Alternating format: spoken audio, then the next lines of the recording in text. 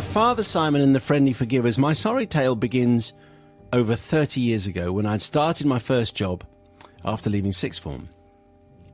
My job was in a warehouse, and it was mainly picking orders and putting them up ready for delivery. Apart from this, we had a stream of deliveries coming in, and therefore goods to be put away. A fair amount of this involved using the forklift trucks, which were there. Now, our forklift trucks were what are known as tilt and balance forklifts.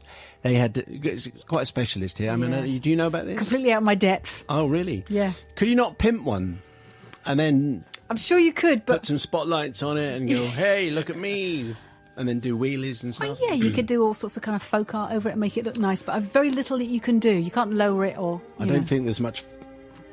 Is there a crossover between folk art and the forklift truck? Well, we'll find out, I'm sure, when someone texts in. I'm sure they will. Anyway, so we had tilt and balance forklifts. They had automatic transmission and so had only two pedals, a brake and an accelerator. Now, if I can say, I had become, in a relatively short time, quite proficient on these forklift trucks. And forklift truck drivers, I knew, earned generally a lot more than others if you get the employment going in the factory. So work had become a waiting game. In my head, at least, I imagined the day would come soon when I could go and get myself a new job as a forklift truck driver proper in the real world and earn some serious money.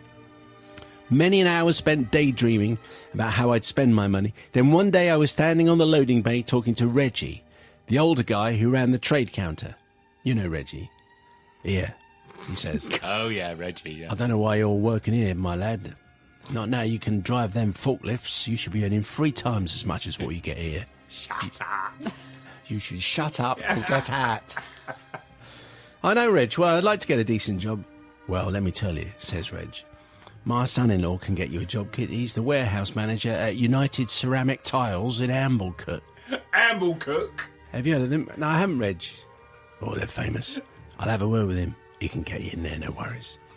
Oh, well, thanks, Reg. Anyway, true to his promise, he really did talk like that. Yeah. Reggie actually did have a word, and I had a letter through the post arranging a job interview for the following week, which Reg said was merely a formality. So the day arrived, and when I got there, I was met by Reggie's son-in-law, who spoke well. Oh, okay. Disappointing.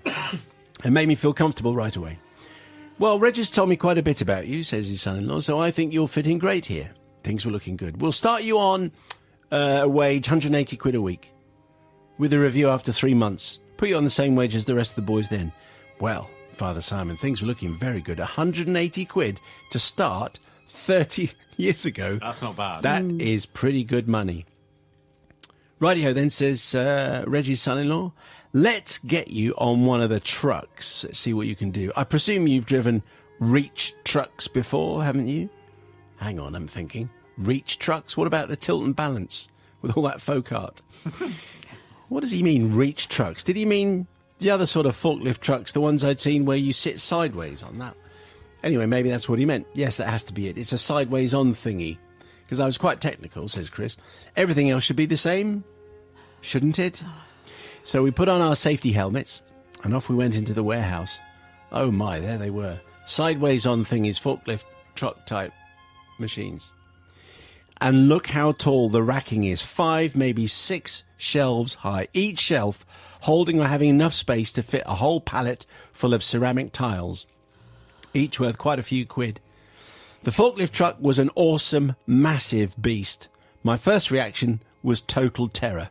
Then I climbed onto the beast. Hold on a minute, it's got 3 pedals, not 2. What to do? Should I ask him? No. What do you think he did? He didn't. Obviously he didn't. I decided to bluff it out. Maybe Yeah, not of course. wise, as at this point in my life, I had never taken any driving lessons. I should probably mention that as well. But I turned the key, and it went on. So far, so good. Then put my foot down to the floor on the pedals that I thought were for the clutch and the forward gear. But unfortunately, it was actually backwards and accelerator full on. Good. Reggie's son-in-law just about avoided getting crushed to death as the forklift truck shot backwards at what felt like 100 miles an hour and then slammed into the wall, breaking through it with a crash that would have raised Lazarus. Bricks and mortar were flying everywhere, and daylight entered the warehouse through the plaster dust. I'd also hit a steel supporting beam, and by now the whole warehouse was shaking. I was dazed for a few seconds, but quickly realising I was in danger of being crushed by collapsing shelves, it's like a Bond movie. Yeah. I took my foot off the wrong clutch and put it on the other wrong clutch. Now the truck lurched as the wheels span before shooting forward again, felt like 100 miles an hour. Now the truck hit the incredibly tall racking right on a corner stanchion, and there were whole pallets full of tiles raining down everywhere and on everyone's head. But they had their helmets on. Frightened screams were coming from behind the racking I'd just demolished, but thankfully these were just screams of fear, not pain. I saw Reggie's son-in-law, but even if I'd wanted to look him in the eye, I couldn't have, as he was covered in dust and broken tile powder and cowering behind another set of racking. I got off the beast without even attempting to shut off the engine, walked over to Reggie's son-in-law. I took off my safety helmet. There's a very strange reaction here from Chris. Well then, I said, as tiles continued to fall down. I'm off then, mate, I said. As I was marching swiftly to the door, I could still hear the revs whistling away as tiles fell everywhere, and the racking noisily gave up and fell down too. By now, clouds of dust were billowing throughout the warehouse. Clearly, and obviously, I need forgiveness, not from Reggie, who is no longer amongst us. Oh, right. Or from Reggie's son-in-law, who is... who, had it not been for the disastrous demolition job I did on his warehouse, would surely have given me the job that would have changed the direction of my life, says Chris, who sounds they might regret this. Father Son asked for forgiveness from the regular guys who worked at United Ceramic Tiles in Ambicate back in the heady days of 1984, who would have had to sort out the mess that I had made of their stock and their warehouse, or, frankly, what was left of it. So the destruction in this, I mean... different tales are famous for different things, but the amount... I can't remember a confession with greater amounts of destruction going on, because that sounds like hundreds of thousands of pounds worth of damage. And he gets off the forklift and goes, all right, then I'm off. Bye. Hang on, mate. I think you owe us a bob or two.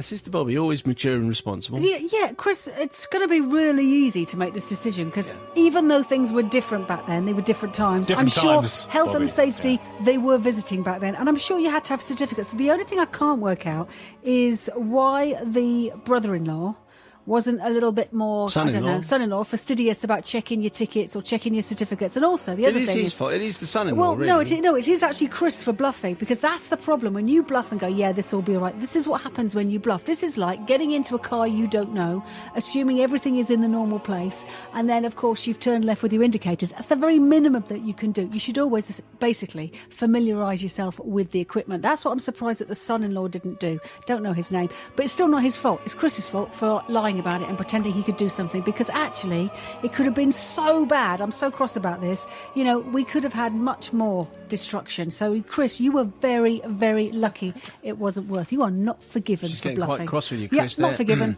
Thousands of pounds worth of damage here. Matt, what are you saying? Yes. I mean, obviously what Bobby says makes total sense. However... but that said, 180 quid a week. Wow. And it's going to go up when I've had my 3-week review. I think I would have probably just brazened this out. I'd have said, looks like the pedals are in a different position to the ones I'm used to. Maybe you should, son-in-law, tell me where the pedals should be. And I'm sure this will all get sorted out. Can I help with clearing up the tiles? 180 quid a week. Yes, I think I would have brazened this one out. So I am not going to forgive.